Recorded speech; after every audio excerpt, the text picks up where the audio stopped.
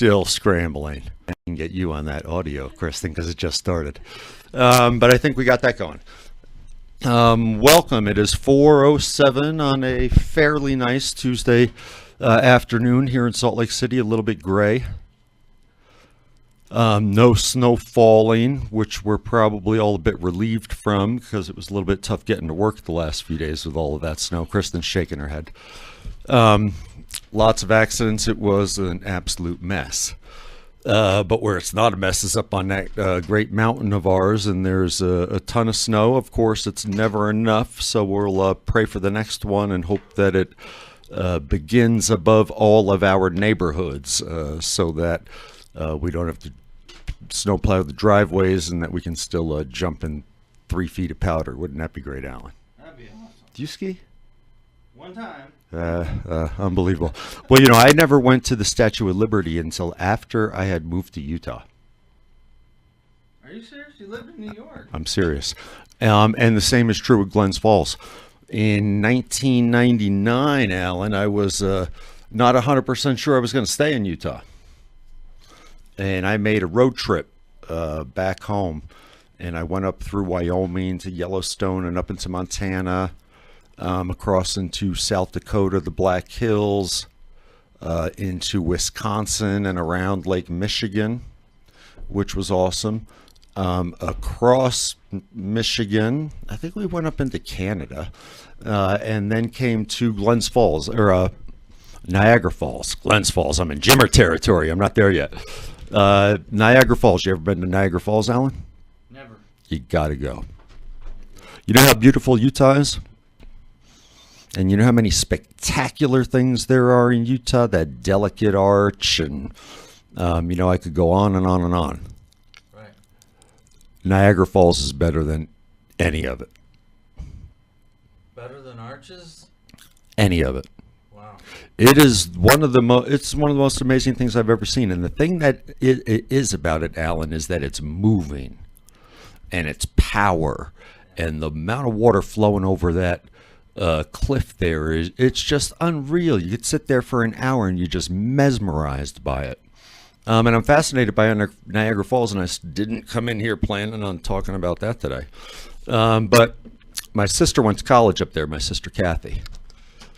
Shout out to Kathy and her husband Charles, a couple of great people. Yeah. But even though I went up there to see her a couple of times, never went to Niagara Falls. But what I did see when I went up there to see her the first time was the Kinks. Kinks? The Kinks. You really got me.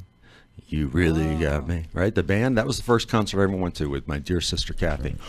Okay. We saw the Doobie Brothers and the Catskills after that. But Niagara Falls, awesome place. And then I meandered my way down, and I passed my hometown Goshen, and drove an hour further south down into the city, and we climbed up into Lady Liberty herself. And I think I was probably 32, 33 years old. So you've skied once? One time. I'm going to get you out there again. And it's a funny thing. A lot of people here in Utah don't ski. True. And a lot of people do. Right. Right. Because, boy, is it a great place to ski. No guest today. I'd been in contact with my cousin Jeff, and I've been so busy I just kind of haven't followed up with him. He's a busy guy. I know he wants to be on. That's going to be terrific because my cousin Jeff McBride is a magician, and he lives in Las Vegas, and he teaches magic. And about a year and a half ago, he was on Penn and Teller Fool Us, and he fooled him. And he really didn't belong on that program. He belonged seated next to them. Because if you were to go online and look at World's Greatest Magicians, you know, it's Chris Angel and Penn and Teller and Lance Burton and Copperfield. And it is very, very, very often Jeff McBride is on that list. I personally think he belongs at the top of that list because he's always been an amazing magician. And it's not about gimmicks. He's not going to make a tractor trailer disappear on live television. Right. It's sleight of hand, it's illusion, it's real skill and talent, and there's all kinds of meaning behind it.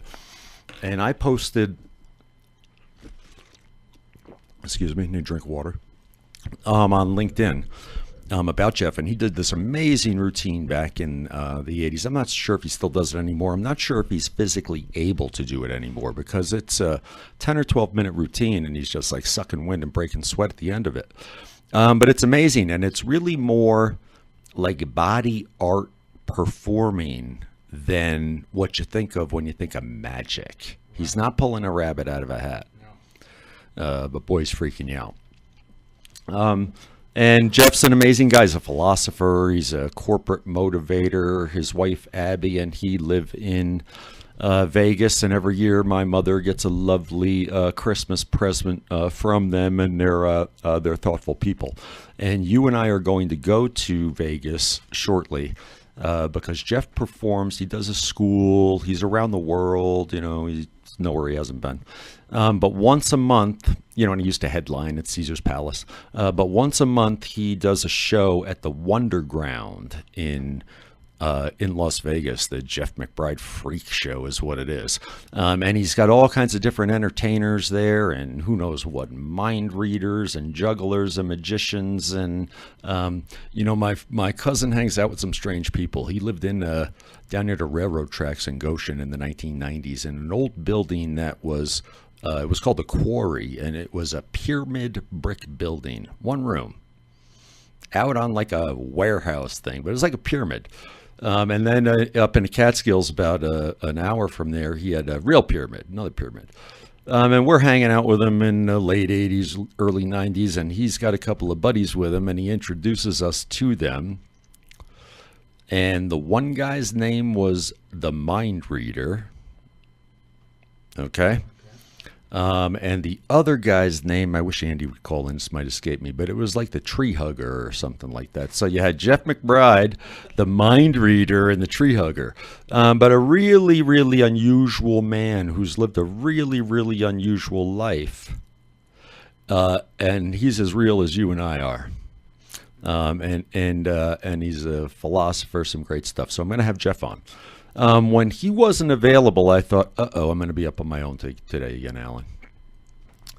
And, you know, I've been on my own here a couple of times. The first time I did it, I was exceptionally nervous. The next couple of times that I did it, I think it went okay, you know, talking about the Prop 2 lawsuit and a couple of other things. And I kind of enjoy it a little bit. I went home to New York for...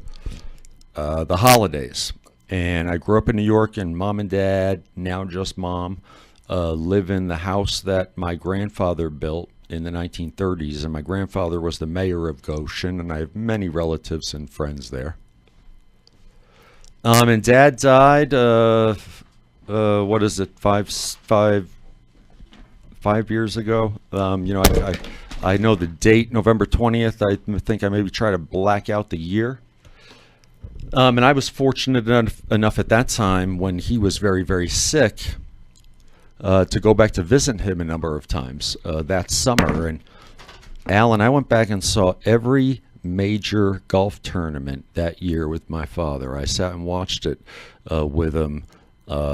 Every shot, the greatest thing, because, you know, one of my great things with my dad is growing up watching golf, watching Jack Nicklaus win the Masters. As an older man, and playing golf and caddying for my dad. And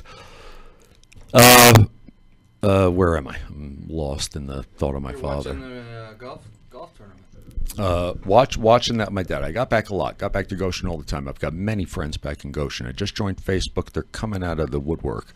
Shout out to a couple of them. Ernie Sloat, you're the best, bro.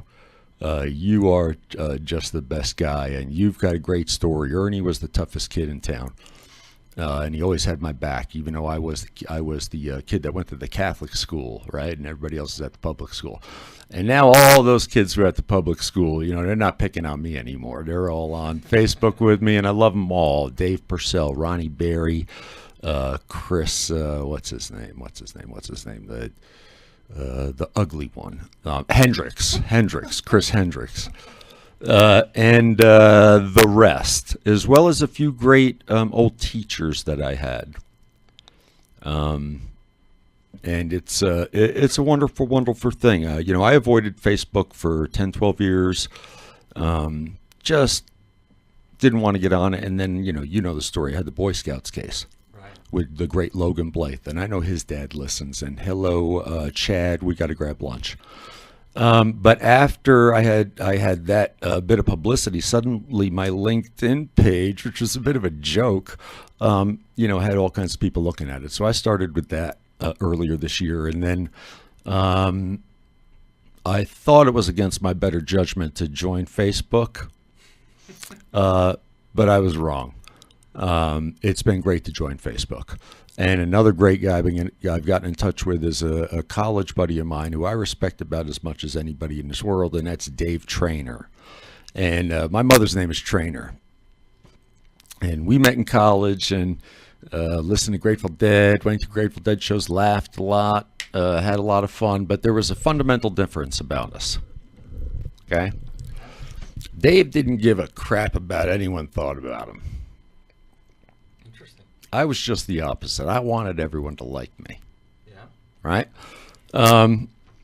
And here I am on the radio, pitching neutrality and let's all get along, right? Dave is kind of getting a kick out of the fact that I'm on the radio.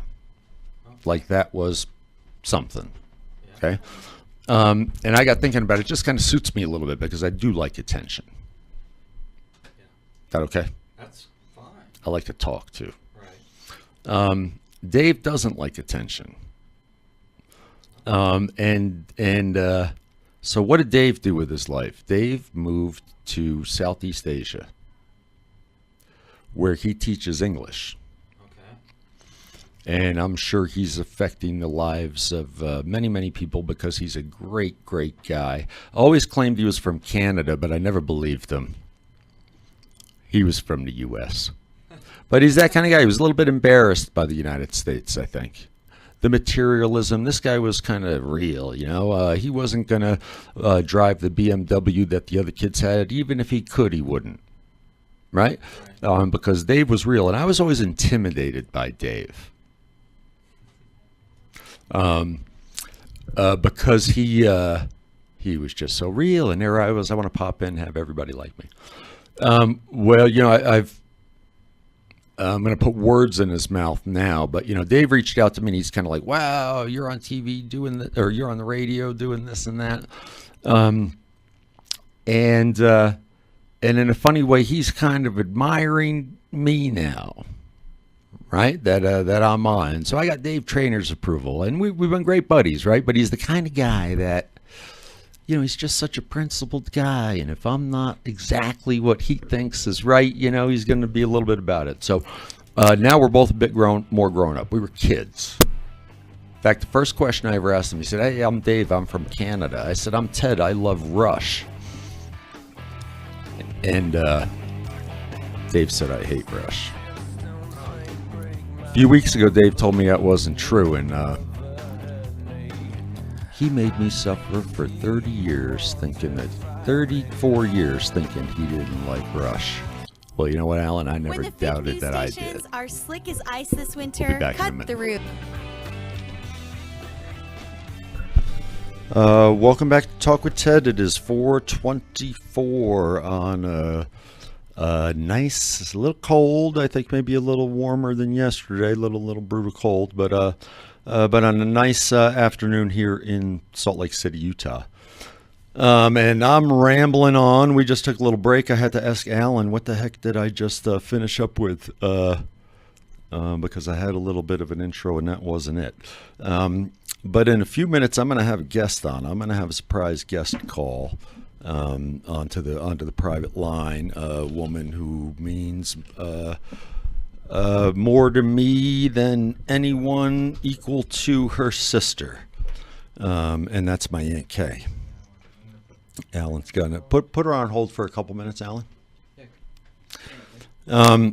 But I was talking on the way out about mentioning a few friends that I've got, some wonderful friends, including some hilarious ones like Kristen Lake, who you are very funny. And your husband Andy is a stud, and I hope you guys come visit me in Utah. But I was also talking about my buddy Dave Trainer, and really what I was trying to get at is this is the guy from college that just struck me as real. Dave is real.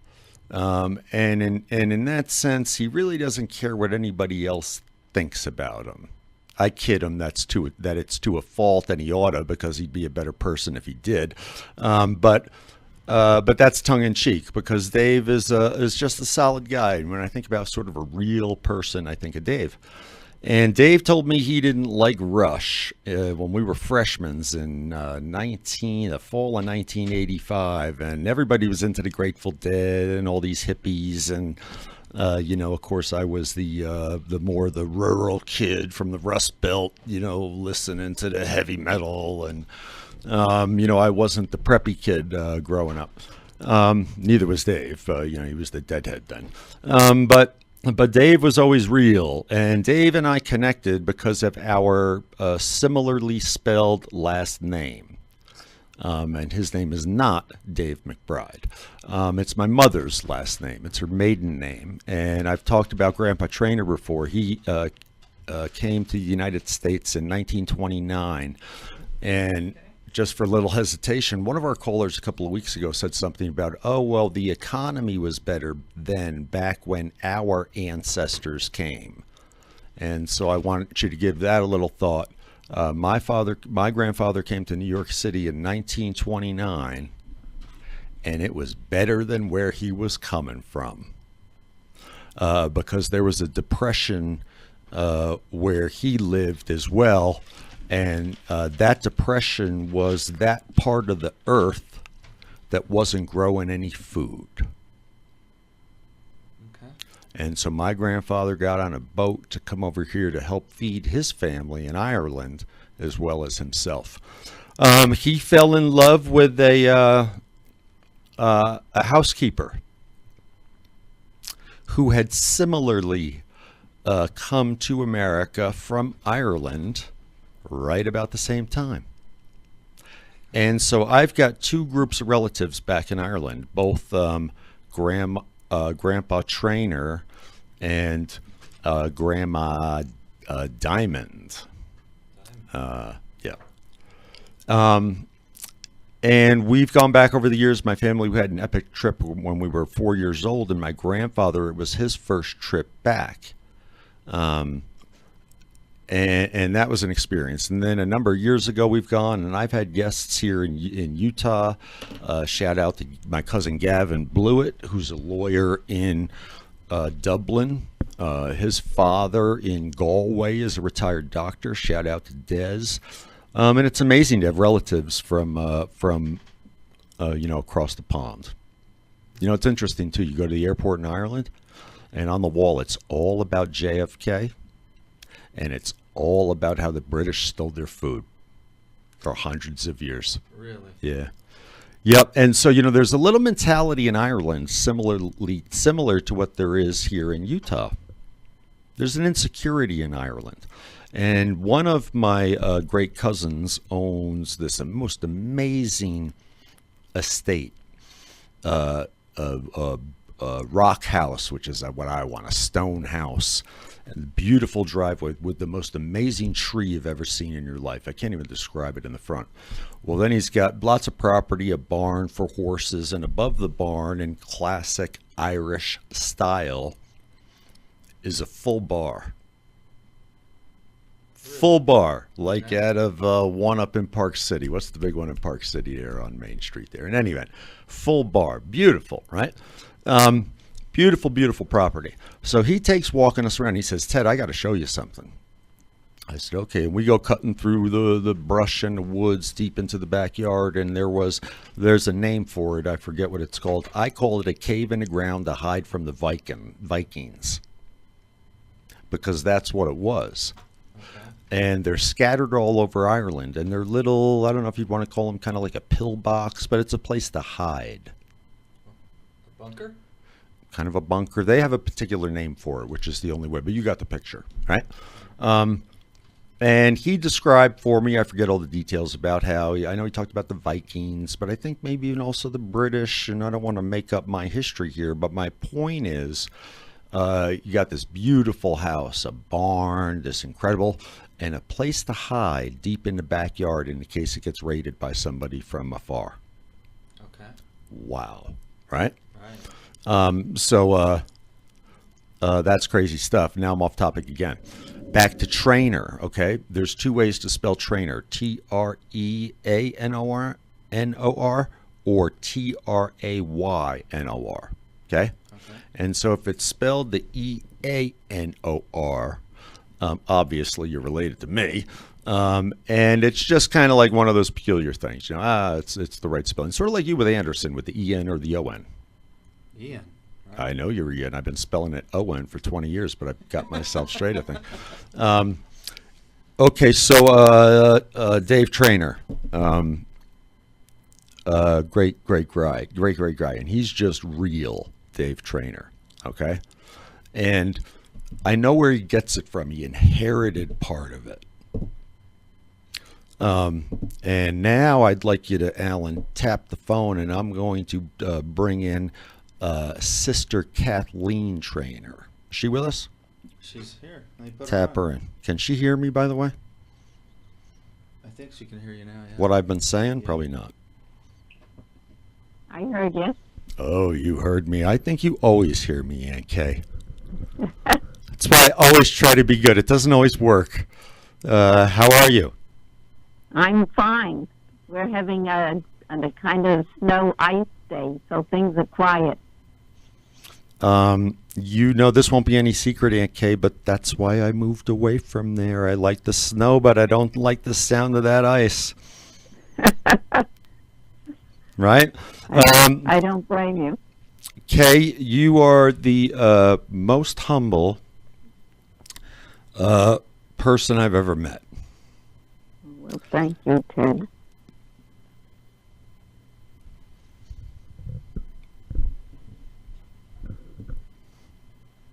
I might have turned it over to Alan for a second. Hang on, just gathering myself. Okay. You didn't even want to come on my program. I know that about you. Okay.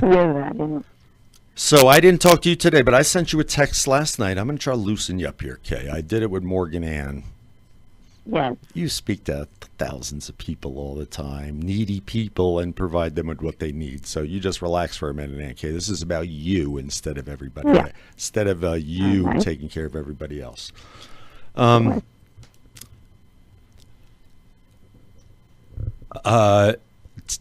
us, you've been a Catholic sister for 60 years. Yes, I have. And you are my mother's sister. Yeah. There are three of us in the Trainer family, three girls. I'm the middle one. Well, the two of you, the two younger ones are very, very lucky, aren't they? Yes, I know. Yes, we are. And Kay, it's Mom's birthday in a few days. Does she know it? Oh, yes. She loves birthdays. Then we're lucky enough that she has her mental faculties with her, because she's going to be 80, right? She is. You wouldn't believe it, but she is going to be 80. And she is the best-looking 80-year-old in Orange County, as far as I can tell. She's been complimented for that quite often lately. Yeah, she really looks great. Kay, you know, I came home a lot when Dad passed away. Yeah. And you know I've had trouble visiting Goshen. It's hard for me. It's different. Some of the people aren't there anymore. Some of them are dead. But you also know that I've went to Catholic church for 12 years. I've always had you by my side. And you know, and I've spoken with you about the challenges that the Catholic Church has faced, and the challenges that I have faced as a result. Right? Yes, Dad. I just want to thank you. I never expected that, but that's very delightful to be told that by you.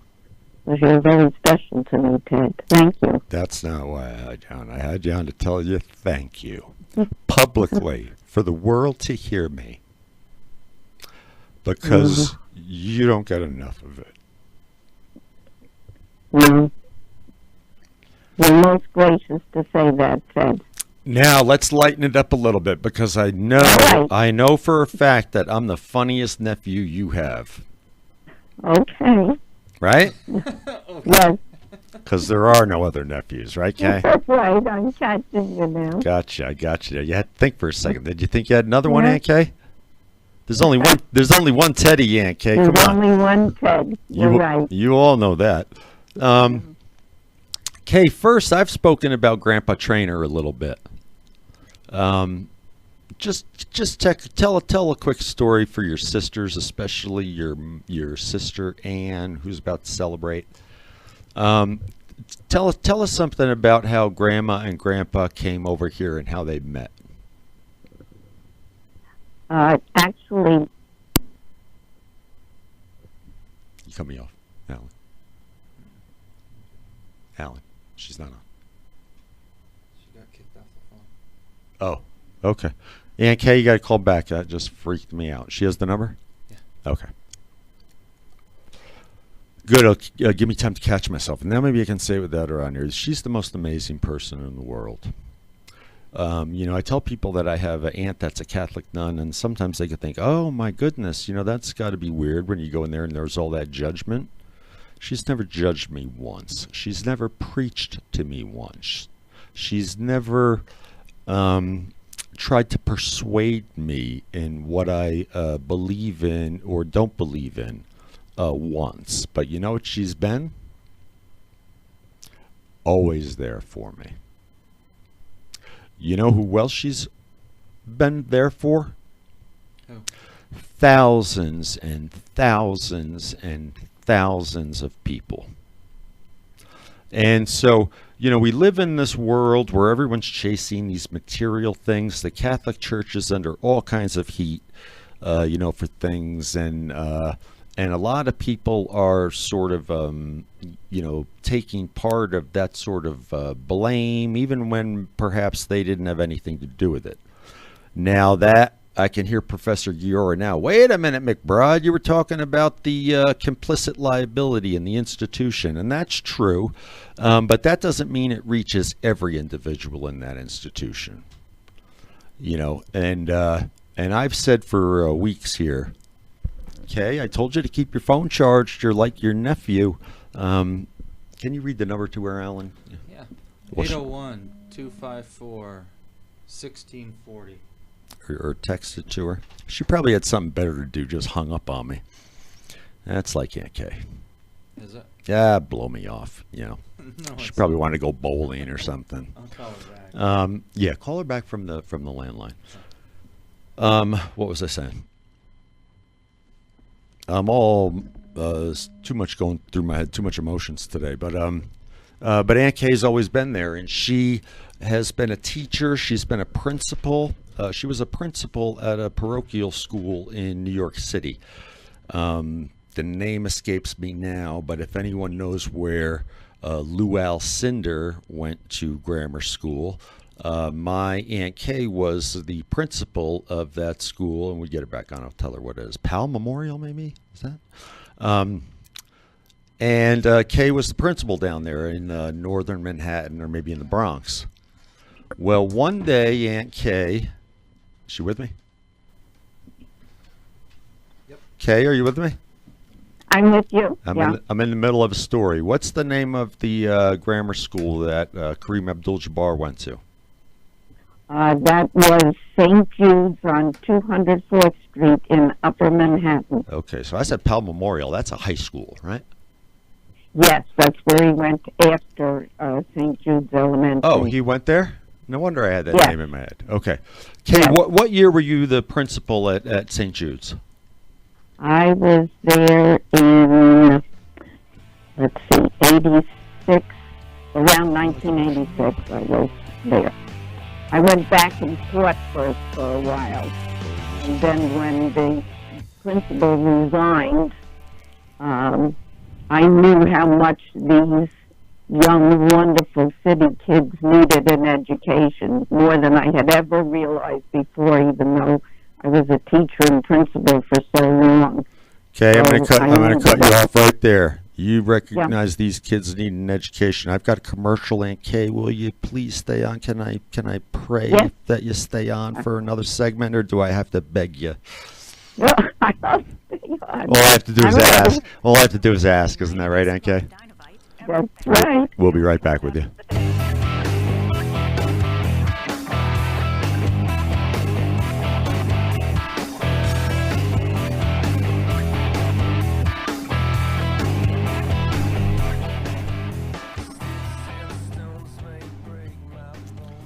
Welcome back. This is Talk with Ted, a show about nothing with Ted McBride here in the heart of Salt Lake City. And I'm looking across at me here. He doesn't say enough, but boy, he really has a lot to say. And have I learned from my friend Alan Anderson, who's going to continue to try to manage the phone and the technology. Don't blame Alan. He's not as stupid as he's not as stupid as he looks. But he does look like Larry Bird a little bit. But Kay, back to you. I've got on the phone the inspiration of my life, my dear sister Kathleen Trainer. And Kay, my thoughts are so jumbled today because I'm just kind of emotional after the past week, and even the thoughts of this show. And I posted about Jesus and Elon Musk on my LinkedIn. And I referenced you in it, and I talked about how, like the false prophet, the false savior, and I said that, many people believe in Jesus, not everyone. And then I said, and my aunt, Sister Kay is a nun, and between the two of us, we know how to touch base with him. Because I couldn't do it without you, Kay. Oh, thank you, Ted, and that's the thing. This family is such a part of life and joy. And Kay, part of the program, I know you've listened to a bunch of it, and I had a woman on, a beautiful LDS woman by the name of Ginger Johnson, and she's been suffering from cancer, and she's just amazingly inspirational. And I'm always talking about money and security. Kay, I'm a lawyer. I try to force people to give their money, but money's important. People need it for their security. And then another critical thing is relationships. And then on my birthday, Kay, it was buzzing off the hook. You were there. I got your card. Thank you. And, I realized how many great relationships I have, you being key number one, and how many people's lives you've touched. And I'm doing all the talking here, Alan, because if I don't, she won't. I'll do it and she'll say, thank you. Right now I got her laughing. Who knew that sisters laugh? Did you know that the people here in Utah, they're real people. They're good people. I know many of my sisters. My sisters. Do you feel like my sister, Kay? Because you're not my mother. Thank goodness. Say that's tongue in cheek, right? But there's many great sisters, and thanks to you, Kay, I have met and known and experienced many of them. And my favorite is Sister Ann Daly, who I think we might owe some eggs to. Was she there? Did she give me the eggs when I went over to the nuns and asked them for eggs when I was 8 years old? She's the one that gave you the eggs, is right, yourself and Matt Boyle. Okay, so I'm kind of going to confession here, Kay. Would you do me a favor and buy her a dozen eggs for me? I'll give you the money when I get home, I promise. All right. I'll do that for you. For people not understanding, my next-door neighbor and I was the 70s. We were wacky kids. That's when we all had firecrackers and BB guns. And we needed some eggs to throw at somebody that we didn't like, a car or something. So naively, we went over to the convent across the street from my house and asked them if we could borrow some eggs. They were suspicious. They gave them to us. And when my mom got home, they said, "How's the cake?" Because we said my sisters are making a cake. Right, Aunt Kay? Yes. When we were going off, you were talking, I was asking you about St. Jude's. But I'm going to back up, and we're going to get to St. Jude's. Kay, what year did you enter the convent? I entered when I was 17, so that was 1958. And just out of high school. Just out of high school? And Yes. how was it that you knew that you wanted to join the convent? I'm not sure if I ever asked you that before. At the time when I was a senior, of course, we knew in our family it was not spoken of, but we knew from our mother and father, who I think my mother got as far as 4th grade, my father maybe 6th, but we knew that they wanted the best for us and that they would expect or provide that we would continue to study after high school. And so now I was the second one ready to take the next step. And one evening in the kitchen, my mother finally said to me, "Kathleen, what are you going to do?" I was beginning to make her a little bit, I guess, apprehensive that I wasn't saying anything about what I was going to do. She was just worried you were going to say you were going to be a lawyer, Aunt Kay. That was the only thing she was worried about. That might be it. So I then let her know that I had begun to discern. I had a wonderful guidance teacher, a sister, Mary Stanislaus, who was a delight. Stanislaus, is that what you said? Yes. Polish name? Yes. Okay. She asked me when she was trying to help guide me. She knew I was very serious about thinking about teaching, and I was being helped with my applications to New Paltz, and there was a little private college in Vermont too I was thinking about because my mother had an eye on that college. She said to me, "Kathleen, would you ever think of becoming a sister?" And I, at that time, was not mulling over that deeply and everything. And from somewhere deep within me, I could immediately answer that nun, yes, I would. I would consider being a sister. And so that was something that I guess was buried deep in my heart for a long time. And from then on, I began to pursue what you needed to do to enter this community.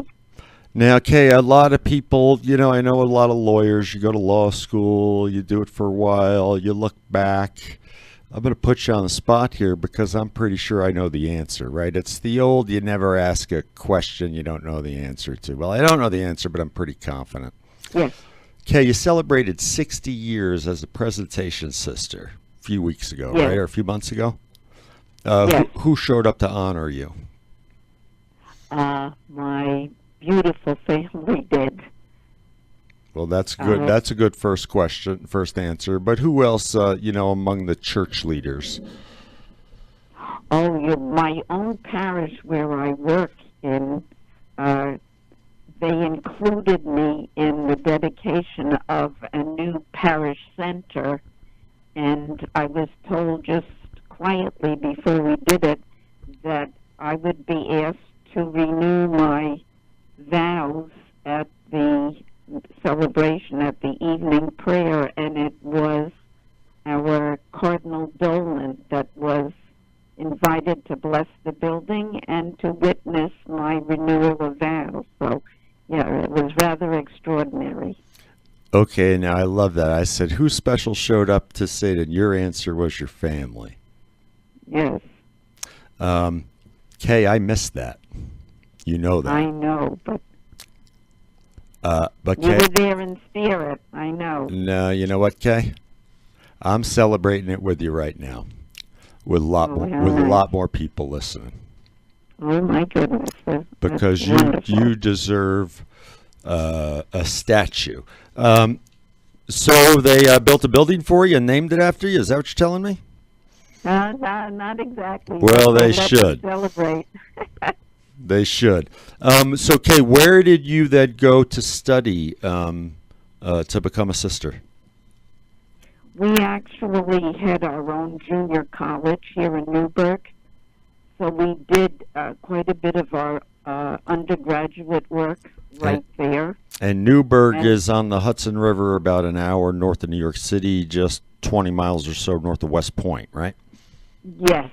Okay. We had bought property there as a young community in 1921, and one of the marvelous things that they accomplished, our sisters they were mighty educators, and so they actually had established a junior college there. Part of it was it would help with the cost of educating our sisters if we were doing it ourselves. And then we would finish our degree. So how long was that program? That was 3 years, 3 intense years. No vacations, you just went gung-ho. And then Kay was also a college degree? Yes, I finished my undergraduate degree with St. Thomas Aquinas in Sparkhill. Some of us went to Sparkhill, some of us went to Mount St. Mary's in Newburgh, some of us went to Fordham. There was a little bit of a variety of where we finished our degrees. Okay, so now I don't remember any of this. No, that wasn't. You weren't around yet. Yeah, I know that was a joke, Kay. Now, but when I think of you, I think of Potsdam, way upstate New York, up near Canada. Yeah. What did you do up there? Yeah, I had a marvelous experience. I got my master's degree in Potsdam. Several of us would make the trip. We studied in the summer in between our teaching assignments, so I did my master's in the summertime. Who knew that nuns or sisters had master's degrees? Oh, we had some marvelous women. They even had their doctorates. They used to tell us the stories of how they were doing so much, and at the same time they had the notes hanging off the wall in their room so that they would be ready for their exams. So we have sisters with doctorates, too. Wow. Now, in my time, Kay, I was able to put them on a Walkman and just listen to them. I didn't need a note on the wall. Ah. So Kay, when did you get the master's degree in Potsdam? I finished that in 1972. So I was around then. That's why I remember that. Yeah. Right? And then I did, because I was asked to be an administrator, a principal, I went back and I studied at Uptown Fordham and got my certification as an administrator, a New York State administrator, through the Catholic school program that they ran. So I did that as I was a principal. Kay, maybe it's not too late for law school. I don't know, Ted. I don't know. I think you're smart enough. You probably wouldn't have to study. That's amazing. And then tell me then, what year was that? Well, let's see. That was around 70. Around 73, 74. So I'm now 6 or 7 and behaving beautifully, I believe, right? I enjoyed all of you growing because I was nearby to be able to see you growing up was wonderful. Now, I remember my childhood, and I'm going to get back. We're going to get back to leading back up to St. Jude's. I haven't forgotten about that. I like to create a little suspense. And Alan, I got a basketball legend that happened to stumble into the school one day. I may have already mentioned his name. But then that basketball legend wrote a book, Alan. And that book has got a mention of a wonderful woman and how that wonderful woman was totally unjudgmental, he felt, despite the fact that he'd converted from Catholicism to Islam, and that she was a class act. That's what Kareem Abdul-Jabbar wrote about the woman I have on the radio right now. Okay? Okay, backing up. I got lost again. You're killing me. No, you're keeping me alive, Kay. I take that back. We had some great trips to the Jersey Shore. You remember when your sister Mary tried to kill me? Yes, we have famous pictures from that trip. You have pictures? I haven't seen them. I don't want to Yes. see them. Yes. Alan, Grandpa Remember, Trey. we used to have to carry you to the beach till your legs healed. Until they were all Bring it- bandaged up. Maybe that's Yes, why I have the yes. restless leg syndrome now. Okay, it's been killing me the last few nights. She Well, gets you need to. she gets it You too. need to drink the tonic. To And help that you telling me that's all I got to do? I'm gonna leave here and get it. Yes. Um, Yes. but you down at the Jersey Shore, I remember just some great stories. I have what happened, Alan? I was building a sandcastle with my grandfather, and nobody put sunblock on me. Oh. And then I was walking up the stairs later on, and I clipped my leg, and I had like, Aunt Mary. I think it was like it might have been like 37th degree burns. Ooh. I forget how the scale goes. It might go to like 37? It might go to like 1 to 5, but it was like 37. No, it was 33. We'll give it Larry Bird's number. Another commercial? Okay, I'm gonna have you on for another hour. Can I? Yeah, I'm here. Treasury Department. You always have been. Total outstanding. This is Ted McBride on Talk with Ted, a show about nothing. And Alan is fielding a call right here. Maybe somebody calling in. I had posted I wanted to talk about Elon Musk. And I was going to talk about, now he's saying something about basketball. But I was going to talk about Elon Musk. And I was comparing Elon Musk to Jesus. And because I think a lot of people are looking for Elon Musk to save the world. And I had a very distinct Elon Musk moment yesterday because I know he's not saving me. Because I went to Starbucks yesterday morning. I was very hungry, and I ordered a cup of coffee and a little bowl of oatmeal and something else. And they gave it to me, and it came with enough packaging to fill a hefty bag. And it was just an incredible amount of pollution I had in my hands for the tiniest little meal. And I felt guilty about it, and I'm not going to do it again. It's too much garbage for a tiny little meal. And as I was throwing out that garbage in the trash can, I thought, sarcastic me. Don't worry about it. Elon Musk will save me. And I think, that's a lot of people, they want to believe that the same way that Donovan Mitchell is going to save the Jazz by making that unbelievable shot. We need a hero. We want a hero to save us. And I think that part of the reason with Elon Musk and the environment and this and that is we want a hero to save us, to make us feel better because we haven't been being good. And when I put that little bit of trash from Starbucks into the can that was inside the store, I felt like I was dumping it on the head of a small child 200 years from now. Yeah. Of course, unless Elon Musk saves us. And so we create these heroes. I don't know Elon Musk. I've got nothing against him. He's made some stupid comments in the press. The guy's obviously some sort of genius, right? But I also say, give me $22 billion, which is what he's worth, and see how I act. Because some people say with the amount that I have right now, I act like that right now. Right? But so tough spot. So I got nothing against him. I've got nothing against Tesla. The cars, it's a great thing. It's progress. What I have a problem with is this notion that that's going to save us. Then on top of that, or what makes it more ironic, is that it's just going to be the rich people that are going to be able to do it. Because a Tesla costs $65,000.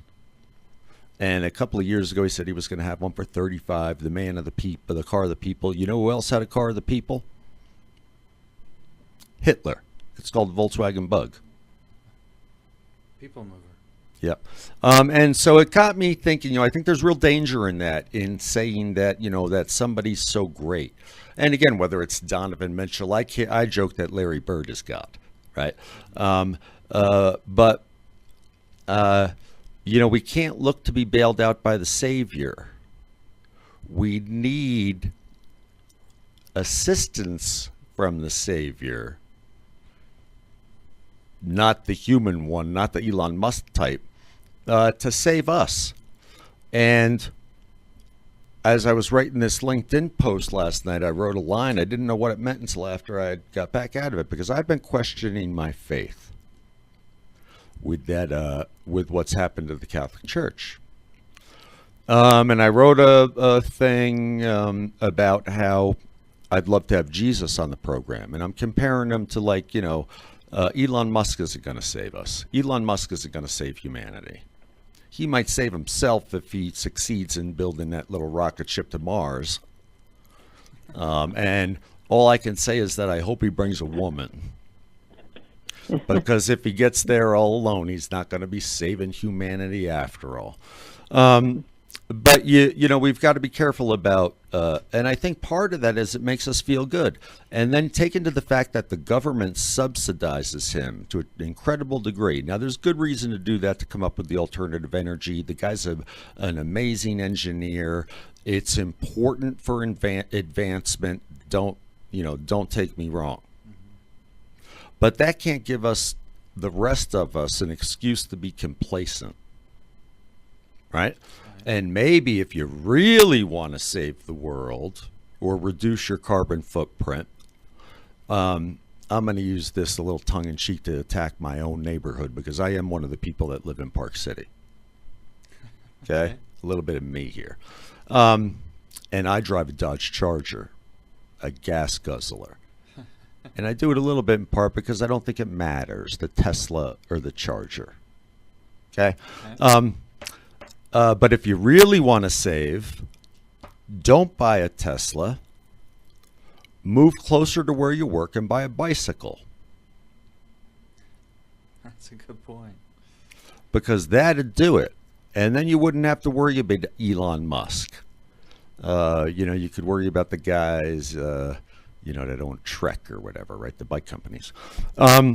But so, it's all about kind of a savior. And I have all kinds of notes here. I was going to ramble on about statistics on Teslas and how much damage it causes to make a Tesla. Strip mining in South Africa, or South America rather.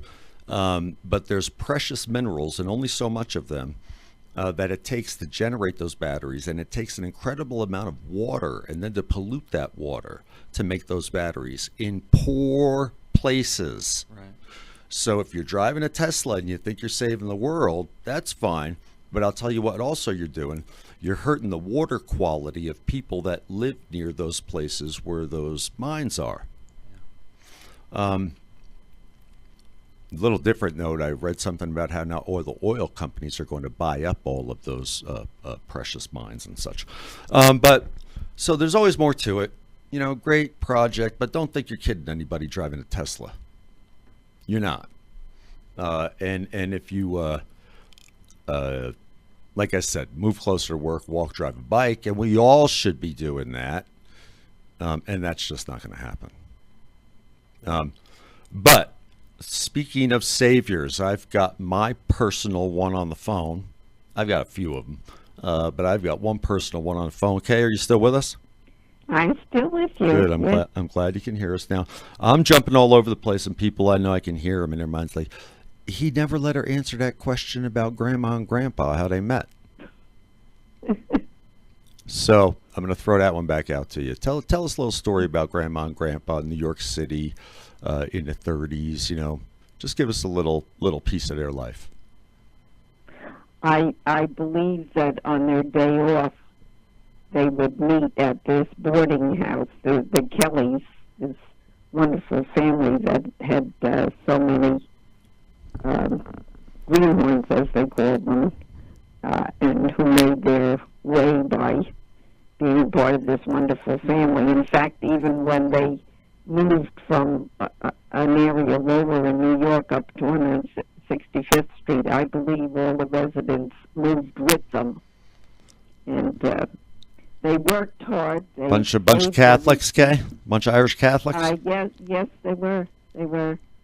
And they would be sending home most of their money, what they saved. They would be sending it back home to the families.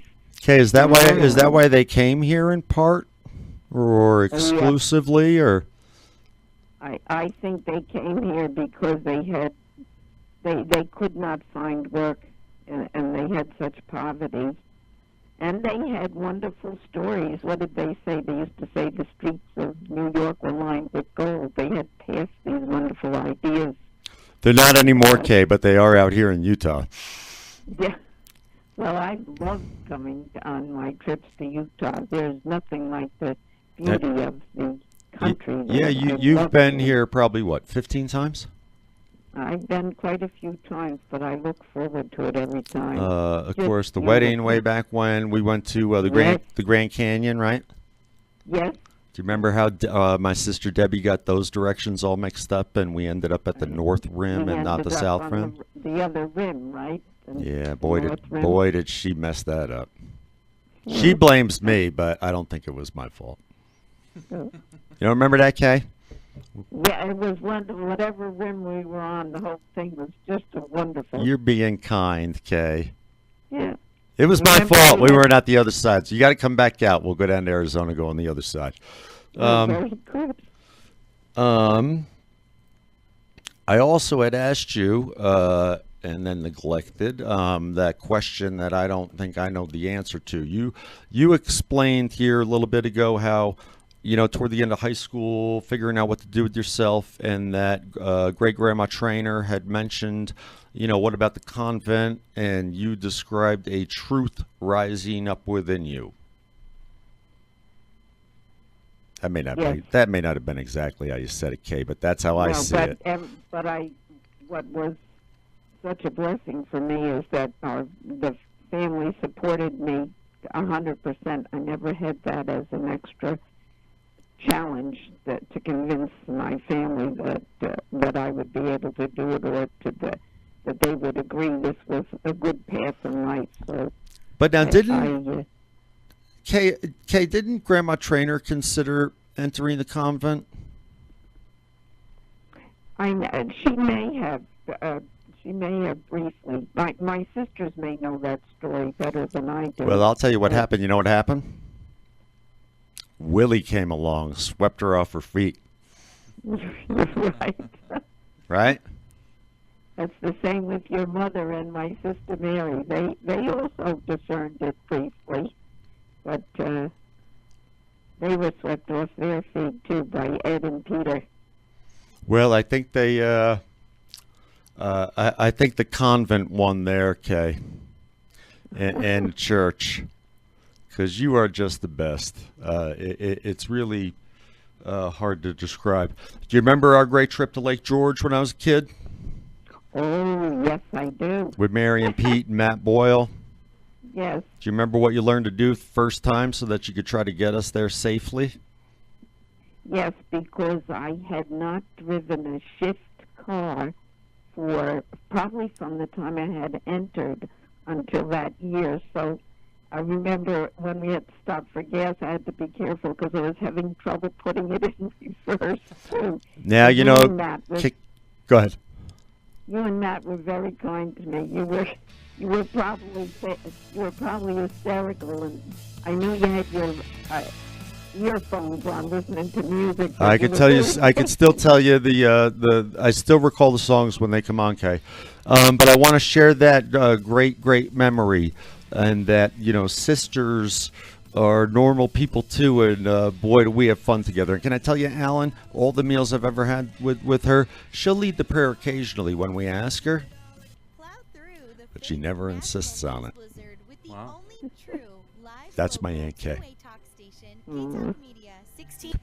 It is 5:23 on I don't even know what it is. We got the shade shut. Last time I saw it was a little bit gray out there. But it's drive time. It's been really icy roads here in Utah for the last few days. Just brutal. Kay, would you believe they canceled school in Salt Lake City for the first time in 20 years? Did they really? Today? Or a couple days ago. Really? And up in Park City, it's got to be extraordinary for them to close it, right? It's not like when I was a kid. No. My goodness. A couple of things. So I'm just, again, still jumping out of my skin. 60 years, Kay, they honored you. Did you have any place to sit? Let's just say like any kind of bench or anything? Oh, I have a surprise from the family. I have a very beautiful gift that is going to be placed in the springtime. We're waiting for the bad weather and the snows to be over, but You at say Christmas time, placed. So what is it? Is it a bird bath? no, it's we have a new parish center building, and we've had wonderful.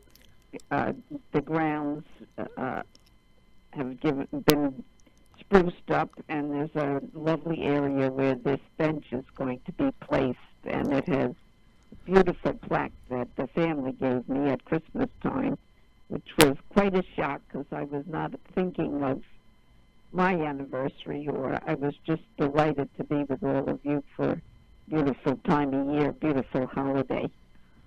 So I'll have to take a picture and send it to you. And Oh, no, I'm coming home. We're going to go sit down on it together. What the heck are you talking about? oh, that's wonderful. That's wonderful. Picture nothing. I don't need any kind of symbol to remember my Aunt Kay. Some people, they get a building named after them, right? So you got a bench. Some people get a building. You could get a big skyscraper.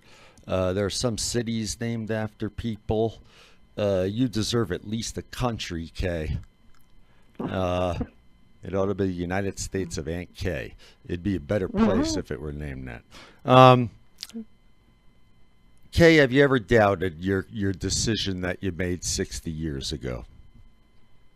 No, can you believe this, Ted? Never once did I ever doubt that what I had given my life to was it always fit me right. It was the right thing to do with my life. You did a hiccup there when you devoted your life to whom? Well, it's a blessing. You devote your life to the church, to Christ and His church, His people, the people of God, to the world. It's just an amazing gift to have this grace to live this life. It's just amazing. We had a quote on the front of our bulletin this week in church because they were encouraging our young people in the youth group to think about, to be serious about their plans for the future. And they quoted Benedict XVI, and it said, "The world will offer you comfort, but you are not made for comfort. You're made for greatness." And I said, "Oh, you'd wish every young person carried that in their pocket as they're discerning what their life and their gifts were given to them for." And Kay, just a little caveat. Nobody can do it alone. Oh, isn't that the truth? And I've been saying on the radio here, I know that you've listened to every episode 6 times. You don't have to tell me. It's Aunt Kay, Alan. She loves me. I'm her favorite. But I've been talking about faith and challenges and trying to improve and things like that. And Kay, everybody's only got so much of a pie to give, right? You say a pie is 100%. And so when I asked you that, who were you devoting your life to? Because I know it's Jesus and Lord. And in light of that fact, how did I get such a big slice? How did I get such a big slice of my Aunt Kay? Because it seems like your pie is unlimited, because there are so many people touched by you. My mother was pretty well recognized in town, Alan, because she was a school nurse and was there for years and years and met all the families and all their kids faking their illnesses, and some with some real ones, and then some ugly stuff. But my Aunt Kay, you can't go around the county without people coming up to her and bumping into her. Because, Kay, we started with your career, and if folks are just tuning in, this is my dear Aunt Kay, Kathleen Trainer, the third of three. My mom is the oldest. She turns 60 in 60. Mom, you look so good. She turns 80. Aunt Kay is celebrating 60 years with the Presentation Sisters.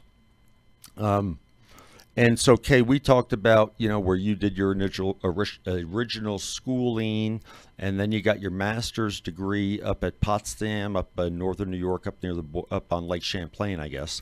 What degree did you get there, Kay? I got a master's of science and education. Science and education. And then we don't have we still have another. I had the most wonderful teachers there. I had a professor. My teachers were all terrible, but I went to Burke, Kay. You know that. They were terrible. Terrible. But Mrs. Gagne? She was the worst. 70 of us in class for one course, but he was the most dynamic, gifted man with the most wonderful sense of humor. That college, that university had an outstanding staff there. What was his name, Kay? It was Professor Houston. To me, he was a giant. He was everything you should be in education as a teacher. My equivalent in law school was Professor Firestone. Really? He was amazing. He was just amazing. And now, Kay, after Potsdam in 73, I think you said, right? Yes, 73. And then, of course, our great trip up at Lake George, we were headed right up back that way, weren't we, Kay? That was a wonderful experience. And then a few years later, you came back up to see me play basketball in Glens Falls. Oh, yes. In the state tournament, right? So we've got some memories upstate. But after you got out of Potsdam, what did you do? Did you teach? Were you a principal? What did the 70s hold for you? I was a principal for a number of years. Actually, it ended up, finally, I finished 24 years as a principal. And was that all at St. Jude's? No, I was in a number of different schools. I was 9 years in St. Jude's. Now, you were in New Jersey for a while. Yes, I was in St. Andrews and Our Lady Queen of Peace. Oh, wonderful, wonderful parishes, wonderful places.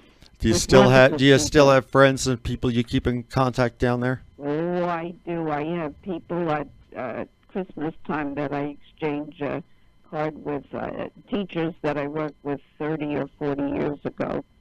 We had great times in education together. Okay, slightly off topic. Quick question, because as you know, I'm a lawyer. Yes. Does anybody hate you, Aunt Kay?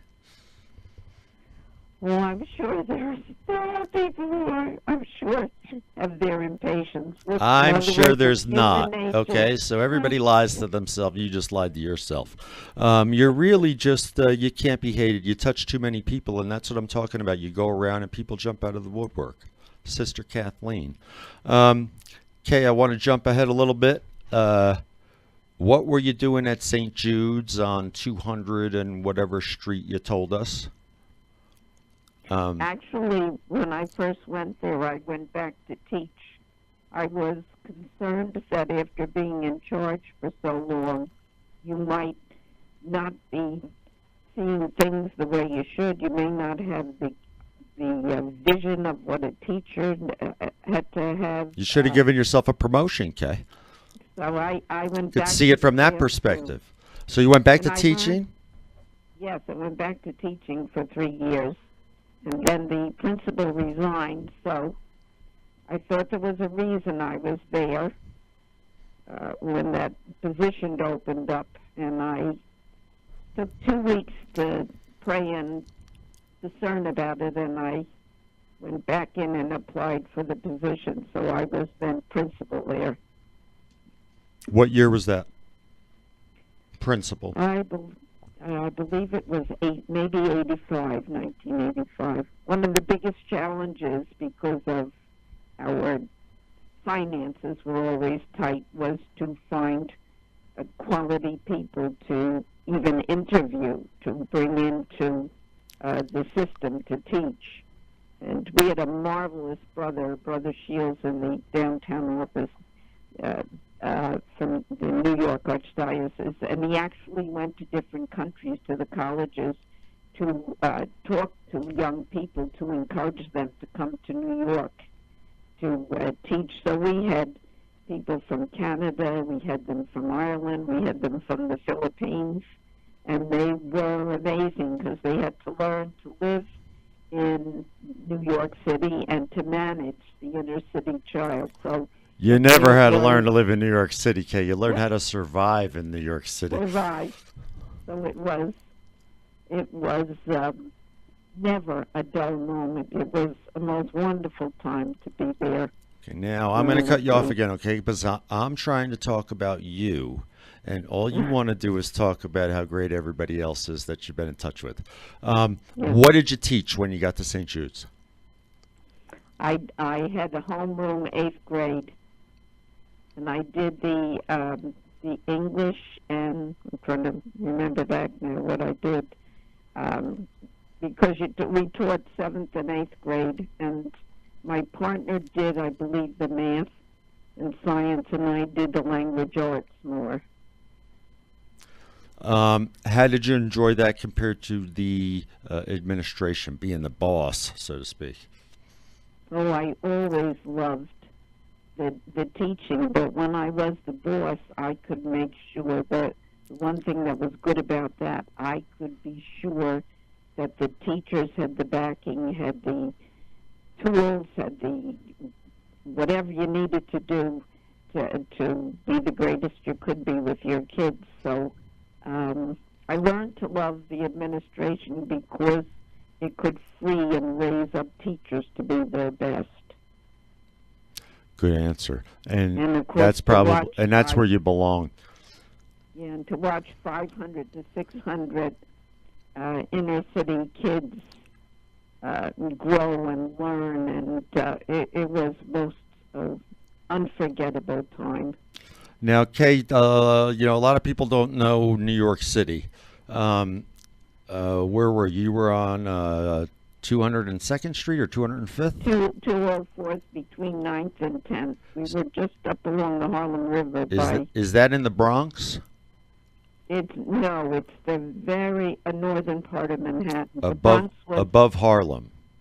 Yeah, the Bronx was 5 minutes across the river from us. The 207th Street Bridge crossed you right into the Bronx. And so if you can imagine, you got the Hudson River coming down out of New York State, and then I think it kind of goes through the Bronx, right, Kay? Is the Bronx on both sides of the Hudson? Yeah. And then just as you get to the George Washington Bridge, which Grandpa walked across the day it opened, right?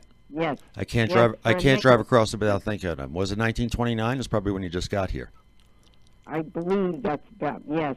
Okay, so I got to Utah and went to a basketball game. My grandfather got to New York City and walked across George Washington Bridge the first day it opened. So if you're coming down the Hudson River, okay, you see the George Washington Bridge, and that's right at the northern tip of Manhattan. And then just before you get to it, there's a river that goes around. That's the East River, right? And that'd be the other side of Manhattan, and it also goes into like the bay above Long Island, right, Kay? Yes. Yes. And so you're right up there, and Harlem starts at about what, 96th Street? That sounds about right, Ted. That's where that big Apollo Theater is in there. And of course, when you were there, now you can go to Harlem and get a Starbucks. Oh. You couldn't do that when you were there. Kay, am I the most famous basketball player you've ever met? I'll have to say it was Kareem, was it not? Kay, you just got the wrong answer, and I thought you were perfect. I'm going to ask it again, okay? You're the second. Aunt Kay, am I the greatest basketball player you've ever met? Oh, yes, Ted McBride, you are the best. Kay, why don't you tell us about the second greatest basketball player you ever met? About Kareem? You tell us. Well, he walked into the school one Who? Sunday. Who? You mumbled. Who walked into the school? Kareem. Kareem who? Abdul-Jabbar. I thought his name was Lou Alcindor. Well, it was when he was a student there. He was he went through there for his 8 years, 8 or 9 years. He was there at St. Jude's.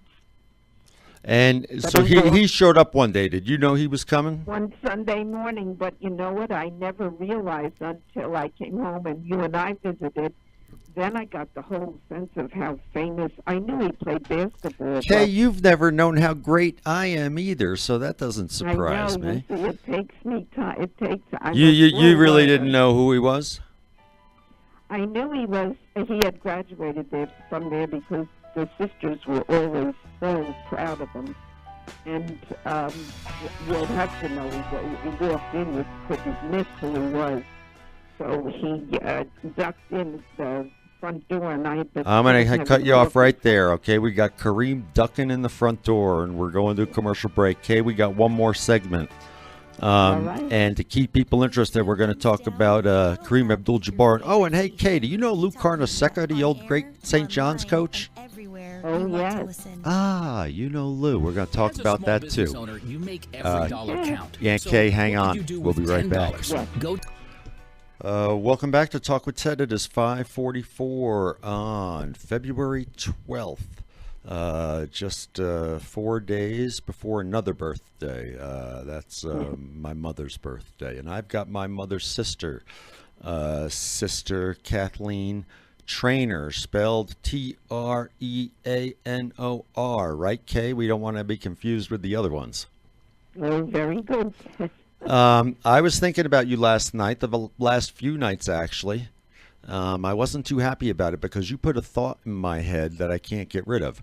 I've had restless leg syndrome for a long time, and dear Aunt Kay suffers with it too, although she's got better discipline on how to take care of it. You got to drink a bottle of tonic water, which I'm going to do when I leave here. But when I couldn't sleep the last few nights, you come to mind. You know, my Aunt Kay's just always been there for me. You truly are the most amazing person I've ever met.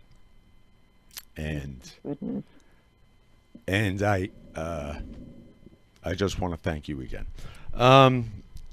Now, you said that I'm the greatest basketball player you ever met, and then you said Kareem Abdul-Jabbar was number 2, right? Yes, Ted. And you described him ducking into the school on a Sunday. Did you know he was coming? No, we had no idea that he was in the neighborhood. Did you get a call or anything before he came through the front door? No, he just showed up. Could you tell he was Muslim right away? Didn't you kick him out, Aunt Kay?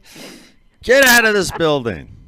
No, I thought he was Lou Alcindor. In other words, he was the little kid that went to school there that they were so proud of. That's, you know, and they were terribly proud of him. So that's all that I thought of when I saw him come in. And now he wasn't there when you were there. He was already gone when you were teaching. He was gone for years. Yeah, he was there in the early days of the school. Okay, are there pictures of him or anything on the wall when you were there, or in the gymnasium? No, there wasn't. Pretty Santa. There wasn't. Yeah, there really wasn't any space. I think in the high school. At Power, his jersey hung in the corridor in Power High School. Okay, so Kareem comes in the front door. Did you see that? Were you in the hallway watching Kareem come in the front door? I was sitting in that was a combination cafeteria gymnasium having coffee with a few people when he came in. Was he with anybody? Yeah, he seemed to have a team of people with him. I'd say maybe. My memory, 6 or 7 other men were with him. Larry Bird, Magic Johnson, Michael Jordan. Is that who it was? John Stockton. I think they were considering doing some kind of a little film or video or something on his life, and he was visiting. He was out in the neighborhood. He was over in the projects where he lived for a time. And then, you know, he stopped at the school. So it was part of him going through his childhood memories. Well, and he also wrote a book. I know that because you're in it. Well, Yes, that's what came out of it. I think it was the video and the book that they were getting ready to do. So what happened that day when Kareem shows up? Did you? I believe in the book it says that you gave him a tour of the school.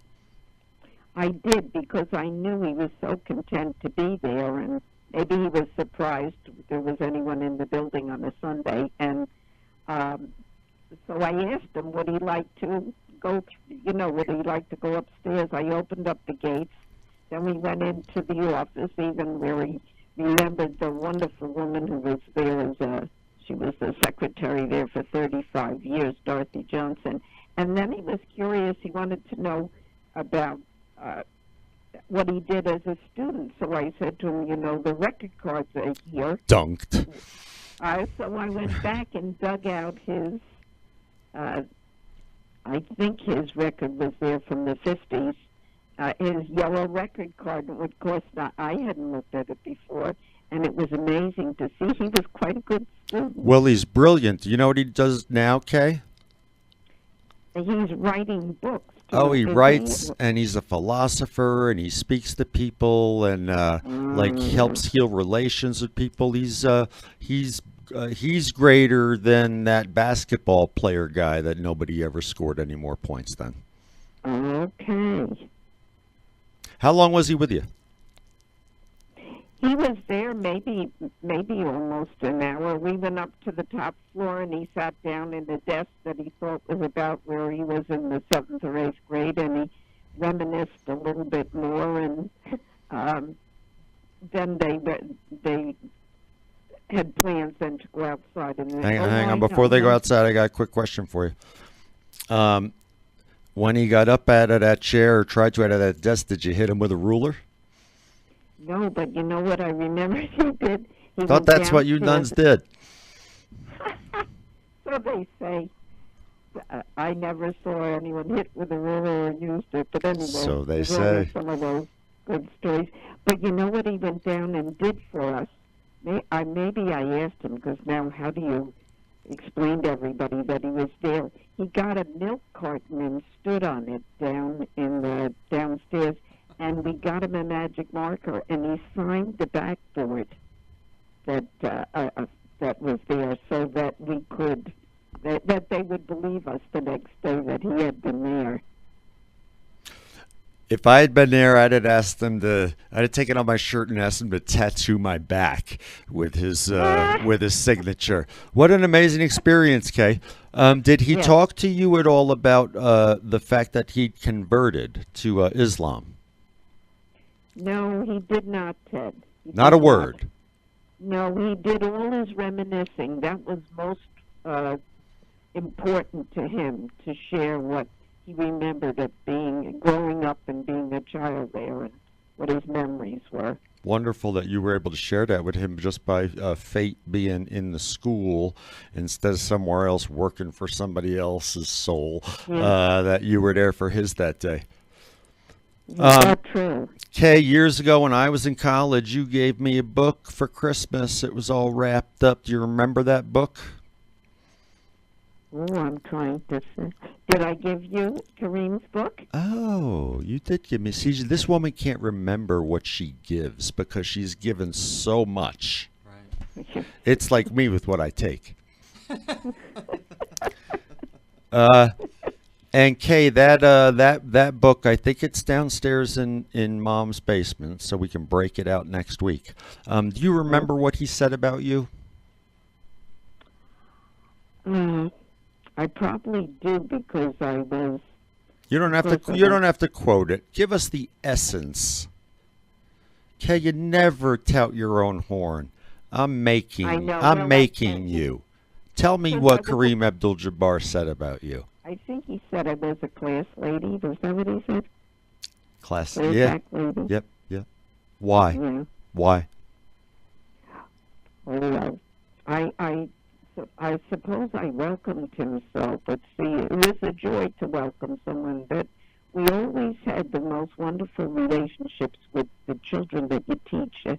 Real teachers do not forget the kids that they help educate, and that touch your life, and as you touch theirs. And Okay, you're disappointing me. There's nothing untrue about that answer, but that's not the one I'm looking for.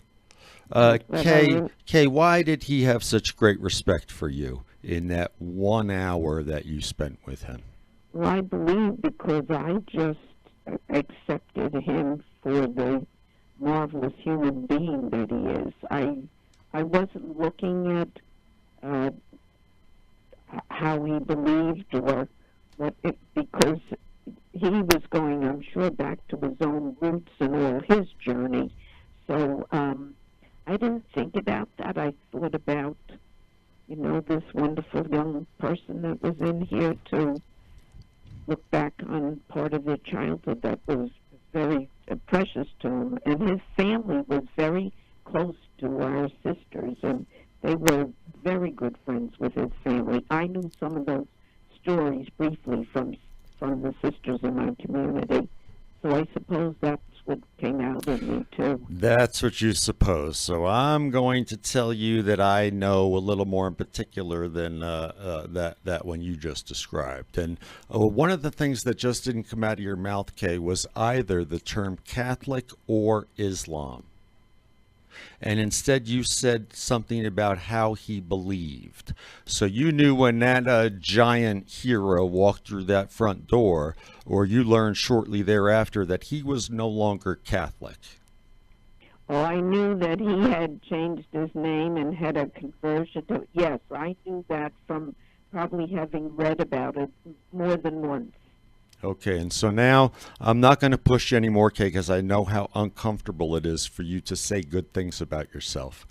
But he wrote in that book that you were a class act, a class lady, and the thing that he was most impressed about, because he's walking back into that Catholic school where he was indoctrinated with different beliefs than what he grew up to believe, right? And you worry about how you're going to be, and he's a hero, and now the hero walks in, and the hero doesn't believe everything that the other people thought, and so that can kind of maybe even alienate you from the hero. But what he was most impressed with you about was the fact that you were, and as you're just, he didn't say it like this, I will, oblivious to the fact whether he was Catholic or Islam, and he could have been anything else, and that's why you phrased it as how he believes. And that's really, Kay, that line didn't show up in that book for no reason. Yes. You made an impression on Kareem Abdul-Jabbar. He must have felt some apprehension going in there, beside from the fact that he was going to hit his head on the top of the door, right? Yes. He had some apprehension, and I guarantee you, when that man walked out of that building, he felt better because of you. He felt more confident because of you. And I'm sure that his life is better because of the hour he spent with my Aunt Kay. Oh, that's very lovely for you to say that, Ted. I don't get to say it enough, Kay, but I feel it all the time. Switch cards again, because Kay, I'm trying to land some famous basketball people on the show, and that's really why you're on here, because you met Kareem Abdul-Jabbar. I'm hoping that you still got that angle. Okay. Otherwise, I'd have Aunt Mary on. She doesn't know anybody, does she? Kidding aside, Billy Bano from home, right? My hero. Oh, yeah. Great basketball player, coach for the Larry Bird and the Indiana Pacers. And, Did you go to Joe's funeral? I didn't get to it, but I know he was here for his dear father's funeral. Yeah, and he saw Kathy. Well, I'm in touch with him, and I'm going to have him on the radio program because I think a lot of people back home would love to hear Billy's story, and he's got a great story. He was actually involved in the Lamar Odom recruiting issue back when he coached at UNLV. And, Kay, bear with me a minute. I'm doing a plug for next week. And he's a great guy, and he works for Larry Bird, and I'd love to have Larry Bird call in and say hello. Kay, we're running out of time. I want to, would you wish Ann a happy birthday? Oh, yes. And this is most amazing. And She listens, Ted. I think she does. 'Cause I have She's to never call her listened, Kay. Don't let her Well, we fool you. hang- You and I know when we that. hang- When we hang up, I'll have to call and see if she's listening. She never misses your program. Happy birthday, and I'll be the first one to wish you your happy 80th via the radio program with Alan and Ted from Utah. Wow. Kay, I know a lot of wonderful people here in Utah. There's a lot of really great people, and I had on, I hope you listened to it, Ginger Johnson, a cancer survivor who's gone through so much, and she's inspired by her faith and the LDS Church, and her mantra is that it's not enough to just be good. You got to do something good for someone. Be good for the world. My last question for you, Kay, and then I'm going to see you in a few days. Yes. Have you ever done anything else? Have I ever done anything? But be good to the world. I hope if I've got more life to live, that I can keep, that will be the part of my life that stays most spirited, that I can do good for others. Kay, I'm not going to cry because I'm going to see you in a few days, but if you see my mother, give her a hug, as well as Kate, Claire, Brian, Emily, Colin, and I'll do a reciprocal one here on my little one for you. Oh, lovely. God bless, Kay. I'll see you in a few days.